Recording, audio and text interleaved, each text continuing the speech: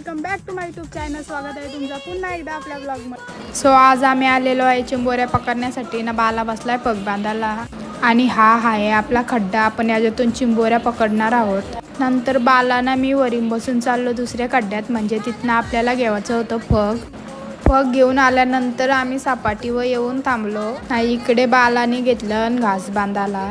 आजचा वातावरण खूप छान होता आणि आम्ही सपाटीवर थांबलेलो। मी पाठी बसलेलो आणि वरीन झालता पाणी, ते वरीतला पाणी मी काढत होतो। नंतर आलो पप्पा आणि पप्पा चालवत होते वडी। पप्पानी पहिलीच पालवणी केली ना, त्याला आला मोठा डांग्या।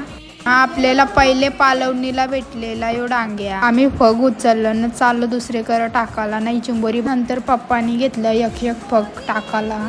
थोड्या वेळेला पालवणी करायला गेल्यानंतर आला डांग्या।